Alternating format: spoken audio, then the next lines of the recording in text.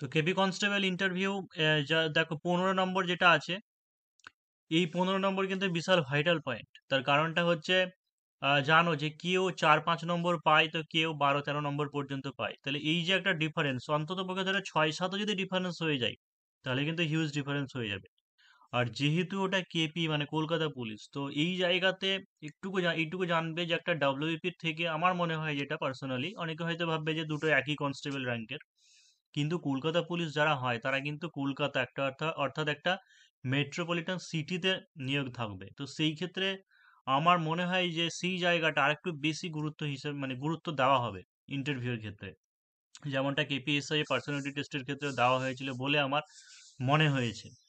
তো সেই কারণে জন্য একটু দেখতে হবে যে সবার প্রথমে যেটা ইম্পর্টেন্ট পয়েন্ট সেটা হচ্ছে তোমার ড্রেস ইউনিফর্মটা। এবার কি পরে যাবে অনেকে জিজ্ঞাসা করো। তো দেখো যে পুলিশের ক্ষেত্রে তো ওই যে জুতো মানে যে যে কালারের পরে বা বেল্ট পরে সেটা অনেকে ভাবে, এরকম কোনো ব্যাপার নেই। দেখো একটা ইন্টারভিউ বা পার্সোনালিটি টেস্টের ক্ষেত্রে অংশগ্রহণ করতে গেলে নর্মালি যেটা করতে হয়, কালো প্যান্ট, তার সঙ্গে কালো বেল্ট এবং হচ্ছে কালো শু, মানে ব্ল্যাক তিনটেই। প্যান্ট, তারপরে হচ্ছে শু আর বেল্ট হচ্ছে ব্ল্যাকই করবে। আর অনেকে সাদা পরে, এবার যদি ভাবো যে একদম ফিট সাদা না হয়ে হালকা সাদার উপরে একটু অন্যরকমও নিতে পারে, বা হালকা কালারে যে কোনো এক কালারের শার্ট পরতে পারো, ঠিক আছে, অসুবিধা নেই। এটা গেলে ছেলেদের ক্ষেত্রে। মেয়েদের ক্ষেত্রে এটাও করতে পারো, মানে ছেলেদের মতো সেইভাবে পরতে পারো, অসুবিধা নেই। আবার যদি কেউ চুড়িদার পরবো মনে করো, চুড়িদার সেটাও পরতে পারো। সালোয়ার কামিজ না কি বলে, যাই হোক আমার ওটার নাম মনে নেই, মানে সাধারণ একদম যেন এক কালার, ওটাও যেন এক কালারের হয়, সিম্পল ভাবে হয়। একদম চুলটা পিছনে বেঁধেই যাবে। ব্রেসলেট ফ্রেসলেট কিছু পরা দরকার নেই। জুতো পামসু, যেটা পা ঢাকা জুতো, সেই পা ঢাকা জুতো পরতে পারো। অনেকে শাড়ি পরে, এর আগে এসে শাড়ি পরে গেছিলে, শাড়িও পরতে পারো, সে তো তাতেও অসুবিধা নেই। তবে আমার মনে হয় যেহেতু পুলিশের ক্ষেত্রে যাচ্ছ, তো এই কারণের জন্য শাড়ি না পরে চুড়িদার বা এগুলো পরে যাওয়াই ঠিক আছে, কারণ পুলিশে তোমাকে তো আর ওইগুলো পরতে দেওয়া হবে না, তাই না? মেয়েদের ক্ষেত্রে শাড়ি টাড়ি পরে তুমি ডিউটি করতে পারবে না, তো এখন থেকেই সেই জিনিসটা করে যাও। তা আমার মনে হয় যে শাড়ির থেকে সালোয়ার কামিজ বা চুড়িদার যেটা বলছে ওরকম টাইপের ওইগুলোই পরে যাবে, সেটাই বেশি ভালো হবে। এখন কি সুভাষ, এখন মাইক অফ রাখো, তখন যখন তোমাদের বলবো ঠিক আছে, তখন যাকে বলবো সে মাইক অন করে, এই মাইক ক্যামেরা অন করে করবে। এখন অফ রাখো ক্যামেরা। তাহলে 1 নম্বর গেলো ড্রেসিং সেন্স, ঠিক আছে, একদম সিম্পল ভাবে যাবে। চুল দাড়ি ছোট ছোট করে কেটে যাবে, তারপর সে মিলিটারি যেমন সেই কাটে একদম পুরো মানে ছেড়ে কেটে নেয়, সেরকম করার দরকার নেই। নেল পলিশ টেল পলিশ ওই সমস্ত কিছু কেউ পরবে না, ব্রেসলেট টেসলেট এই সমস্ত কিছু পরবে না। এটা গেল। সুভাষ, কি করছো? নেক্সট হচ্ছে দেখো যে, দেখবে এই প্রত্যেকটা ইন্টারভিউ শুরু হওয়ার আগে বেশ কিছু চ্যানেল থাকতে পারে বা বেশ কিছু টিচার থাকতে পারে, বিভিন্ন জন বিভিন্ন রকম বলে এই পড়তে হবে সেই পড়তে হবে। একটা জিনিস মনে রাখবে যে তুমি এখনো ডিপার্টমেন্টে ঢুকোইনি, তো ডিপার্টমেন্ট সম্পর্কে মানে কিভাবে জানা সম্ভব?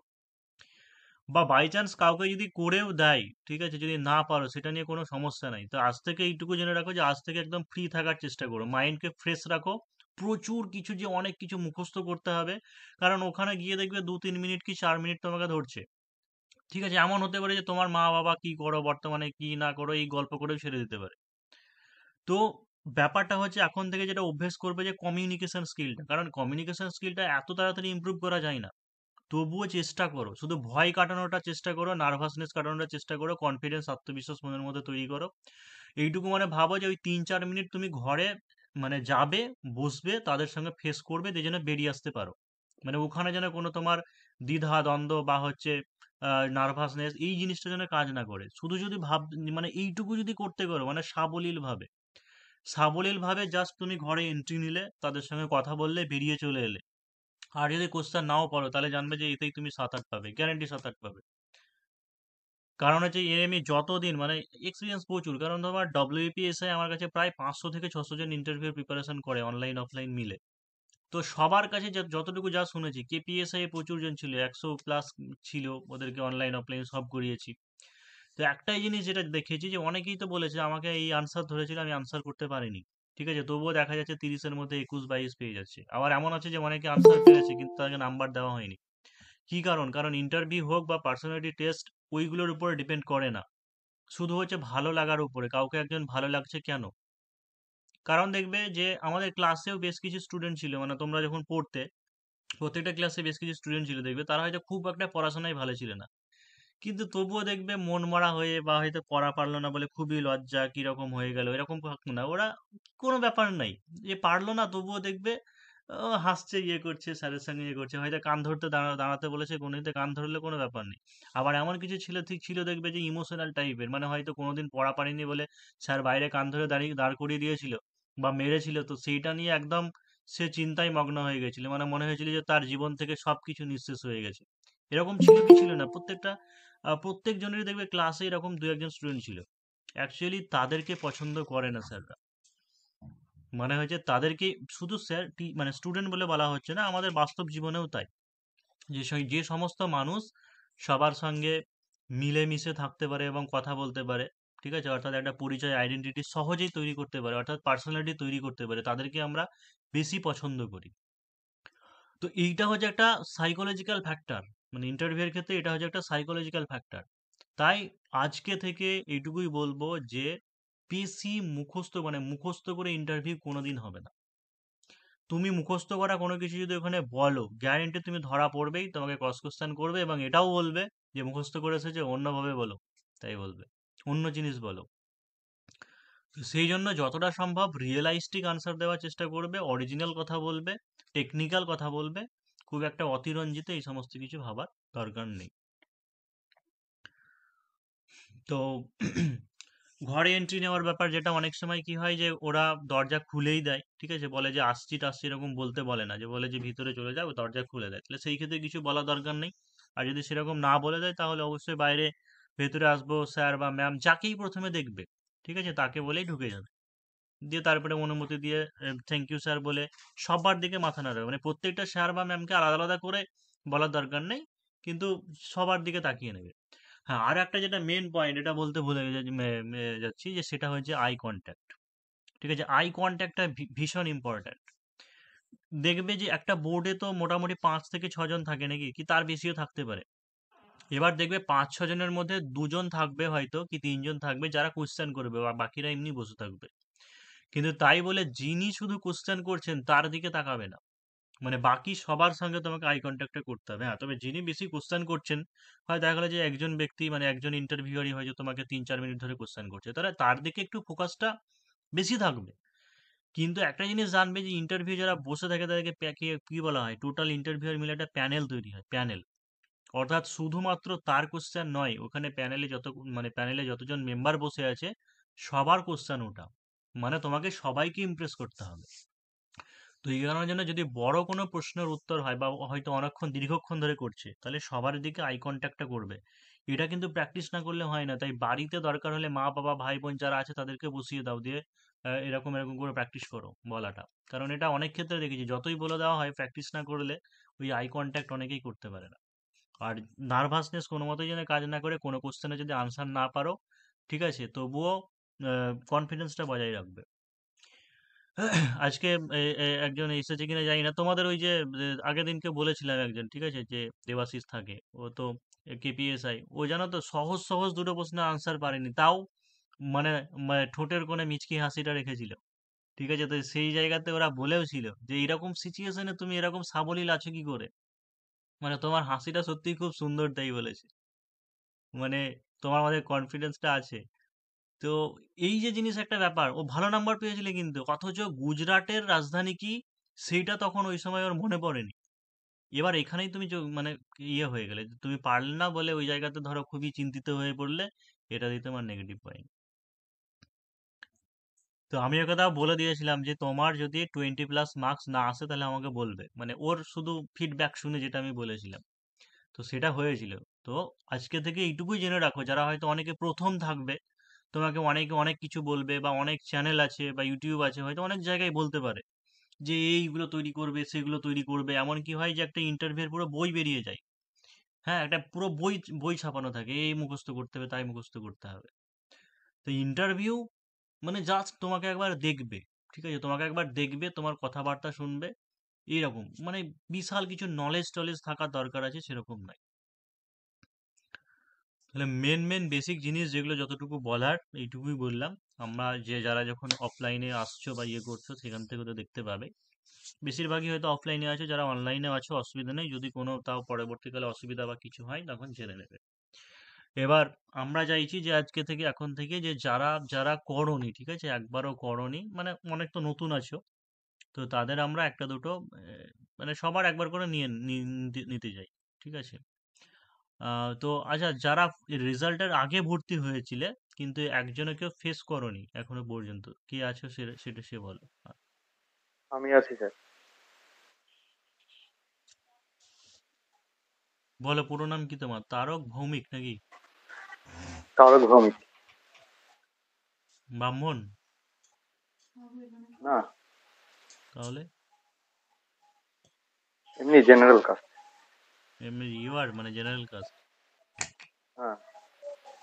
আচ্ছা, তারকেশ্বর কোথায় আছে জানো? হাওড়াতে। কি জন্য বিখ্যাত তারকেশ্বর? শিব ঠাকুরের জন্য। শিব ঠাকুর? আচ্ছা, শিবের আর কি কি মানে কি কি নামে ডাকা হয় বলো তো শিবকে? মহাদেব, শিব শঙ্কর, এই দুটোই এখন মনে পড়ছে। এমন হচ্ছে, তুমি কোনোদিন গেছো? আমার যাওয়া হয়নি। আচ্ছা, এই যে মানুষ এরকম এত দূর দূরান্ত থেকে, শুনেছি যে প্রায় 40-42 কিমি বা এরকম কোনো একটা ডিস্টেন্স হবে, সেখান থেকে ওই ভাঁড়ে করে জল টল নিয়ে যায়, এরকম ঢালে। তো এটা কি তোমার কুসংস্কার বলে মনে হয় না এই জিনিসটাকে? স্যার, ধর্ম একটা বিশ্বাস এবং প্রত্যেকটা মানুষের একটা নিজস্ব বিশ্বাস রয়েছে। তো সেই বিশ্বাস থেকে সেটা সে করে থাকে, এবং এই বিষয়ে আমার আহ, কোনো মতামত নেই। না না, আমাদের মৌলিক সংবিধানের মৌলিক কর্তব্য কোথায় আছে বলো তো? কত নম্বর আর্টিকেলে রয়েছে মৌলিক কর্তব্য? 25 থেকে 28 নম্বর আর্টিকেলে রয়েছে। 25 থেকে 28-এ মৌলিক কর্তব্য আছে? ও সরি, মৌলিক কর্তব্য আর্টিকেল 51 থেকে 51 রে। 51, হ্যাঁ, 51A-তেই আছে। 51 রে। তো ওখানে মৌলিক 51 কর্তব্যতে এতে বলা আছে জানো তো, যে আমাদের স্বাধীনতার যারা সংগ্রামী তাদের প্রতি মর্যাদা রক্ষা করা, এরকম প্রচুর, জানো যে কটা কটা টোটাল কটা মৌলিক কর্তব্য আছে? টোটাল 11টা রয়েছে। 11টা রয়েছে। তার মধ্যে একটা আছে যে কুসংস্কার, সকল রকমের কুসংস্কার বর্জন করা এবং মানুষ যাতে বিজ্ঞান মনস্ক হয়, বিজ্ঞান মনস্ক ভাবনা নিয়ে আসে, সেই রকম আর কি। এরকম কিছু 11টা টোটাল বলা আছে। তো মনে হয় না যে এই সমস্ত জিনিসগুলো একটা কুসংস্কার, যেখানে আমাদের স্যার, বলতে পারি যে সংবিধানকে অবমাননা করা হচ্ছে? স্যার, সংবিধান আবার আমাদের ধর্মের যে ধর্ম পালনের অধিকারও দিয়েছে, যেটা ফান্ডামেন্টাল রাইট হিসাবে রয়েছে আর্টিকেল 25 থেকে 28-এর মধ্যে। এবং সেখানে প্রত্যেকটা মানুষ তার ধর্ম পালন করতে পারে। এবং যারা হিন্দু ধর্মে বিশ্বাসী তারা বিশ্বাস করে যে যে শিব ঠাকুর রয়েছে, সেই শিব ঠাকুরের মাথায় জল ঢাললে তাদের সন্তুষ্টি আসবে, এবং তাদের অনেক মানত থাকে, এবং সেই হিসাবে সেটা করতে পারে। এবং সেটা সংবিধানই তাদেরকে অধিকার দিয়েছে। আচ্ছা আচ্ছা, তোমার কি সাবজেক্ট ছিল বলো? আমার জিওগ্রাফি। আচ্ছা, তুমি ধরো যদি কলকাতা পুলিশ হয়ে যাও, তোমার জিওগ্রাফির নলেজ মানে কাজে লাগবে, এরকম দুটো এক্সাম্পল দাও। স্যার, যেহেতু আমার জিওগ্রাফি সাবজেক্ট ছিল, তাই স্থান বিষয়টা আমার কাছে সেখানকার যে স্থানের, সেখানকার যে সেটেলমেন্ট, সেখানকার বৈচিত্র্য, এই সমস্ত বিষয়ে আমার রয়েছে অভিজ্ঞতা। তাছাড়া আমার জিওগ্রাফি সাবজেক্ট থাকার জন্য যে প্র্যাকটিক্যালের বিষয়গুলো ছিল, সেখানে আমাদের ডেটা কালেকশনের কাজ ছিল। ডেটা স্থান কালেকশন সময় করা, ব্যাপারটা সেটাকে বুঝলাম না। অ্যানালাইজ। ধরো তোমাকে কাউকে, অন্য কেউ একজনকে, ধরো সে ইতিহাসের স্টুডেন্ট, তাকে দার্জিলিং বা ওই নর্থ বেঙ্গলে পাঠানো হলো, তাহলে সে কি জানবে না সেই জায়গার আবহাওয়া বা স্থান, এই ব্যাপারে জানবে না? নিশ্চয় জানবে। কিন্তু যে বিষয়গুলো যে একজন জিওগ্রাফি স্টুডেন্ট হিসাবে যেটা আমি জানতে পারবো, হয়তো তার চেয়ে উনি কম জানবে। তাছাড়া যে ডেটা কালেকশন করে ইন্টারপ্রিটেশন করা, সেই বিষয়টা আমাদের শেখা রয়েছে। আচ্ছা, তুমি পুলিশ কেন হতে চাও বলো? আর পুলিশ বর্তমানে আমার একটা পরিচিতি দরকার, যেটা পুলিশের চাকরির মাধ্যমে আসবে। তাছাড়া পুলিশের যে কাজটা অত্যন্ত দায়িত্বের এবং কর্তব্যের, সেই দায়িত্ব কর্তব্য পালনের মাধ্যমে আমি দেশের সেবা করার সুযোগ পাবো। এবং তাছাড়াও এই চাকরিতে যথেষ্ট বৈচিত্র্য রয়েছে, যেখানে বোরিং কিংবা একঘেয়েমি ব্যাপারটা আসবে না। একঘেয়েমি ব্যাপার আসবে না? 24 ঘন্টায় তাহলে তোমাকে ডিউটি করে চলে যেতে হচ্ছে, বলছো বোরিং একঘেয়েমি ব্যাপারটা আসবে না? আবার তুমি কি বলে না পুলিশের কিন্তু কাজ খুব কর্তব্য, মানে দায়িত্ব কর্তব্যের। হুম, আচ্ছা ধরো, বলো তো যে তোমার এমন হয়েছে যে তোমার বাবা অসুস্থ হয়ে পড়েছেন, আর এইদিকে হচ্ছে তোমার এমন একটা ডিউটি পড়েছে যেখানে তোমাকে 3 দিন 24 ঘন্টা কাজ করেই যেতে হবে, মানে কোনো সময় রেস্ট পাবে না, একটা বিশাল কেস নিয়ে ব্যস্ত। তো সেই সময় তুমি কি করবে তাহলে? যেহেতু আমি পুলিশের কাজে যুক্ত হয়েছি, তো সেহেতু আমাকে দেখতে হবে যে যদি সেই কাজটা অত্যন্ত দায়িত্বের হয়ে থাকে এবং সেটা জনসাধারণের জন্য হয়ে থাকে, তাহলে সেই ডিউটিটা আমাকে করতে হবে। এবং বাবার যেহেতু অসুস্থ, তাহলে বাড়ির অন্যান্য সদস্যদেরকে আমি সেই দায়িত্বটা দিব যে বাবার দেখাশোনা, যথেষ্ট দেখাশোনা করার জন্য। তাহলে এই ক্ষেত্রে তোমার কর্তব্যের অবহেলা হলো না, যে তুমি তোমার ইয়ে করলে কিন্তু তোমার পরিবার প্রিয়জনের পাশে দাঁড়াতে পারছো না?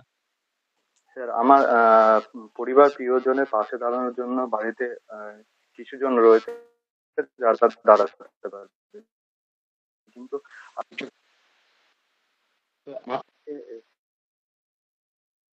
মনে করি। আচ্ছা, তোমার বাড়ি কোথায় বলো? বাড়ি দৌলতাবাদ, মুর্শিদাবাদের দৌলতাবাদ গ্রাম। মুর্শিদাবাদের দৌলতাবাদ কোন দিকে ওটা?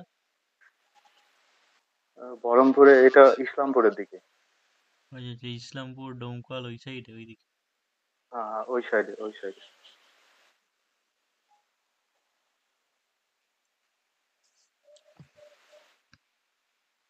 আচ্ছা, জীবাশ্ম কাকে বলে বলো?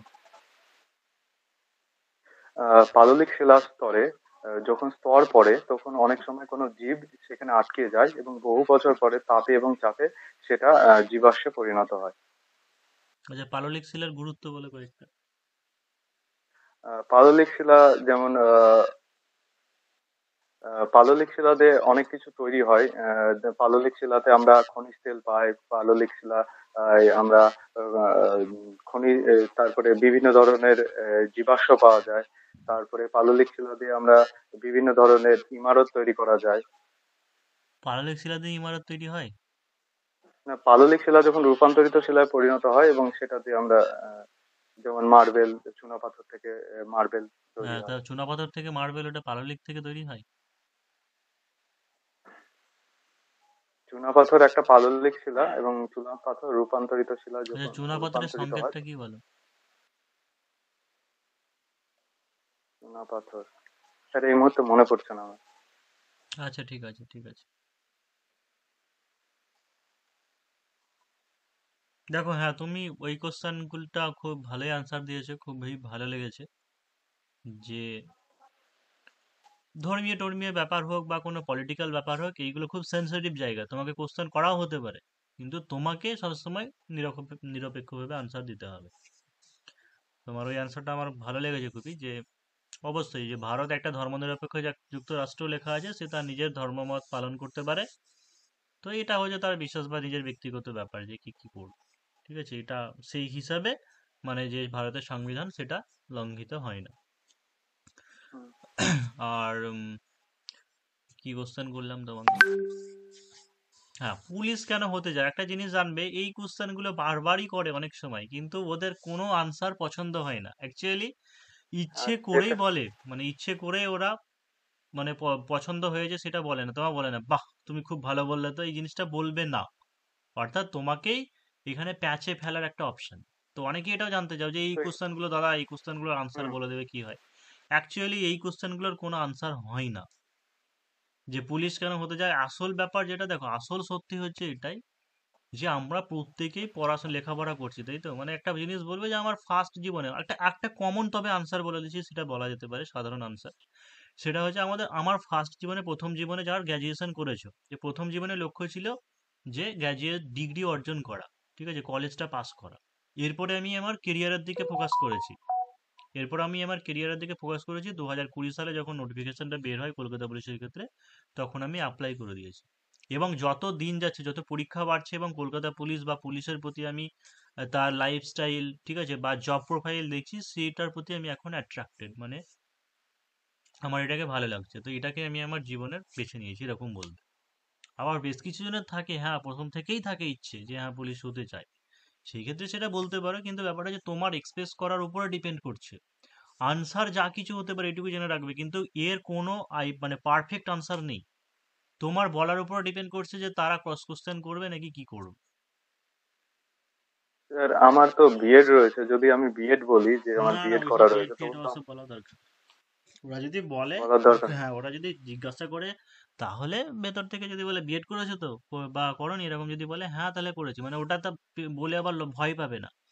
বলবে হ্যাঁ করেছো, তাহলে হুম বলবে হয়তো চলে যাবে, এরকম বলবে যে কেন করেছো, তাহলে তো টিচিং লাইনে যেতে চাও। তো বলবে যে গ্র্যাজুয়েশন হুম করার পর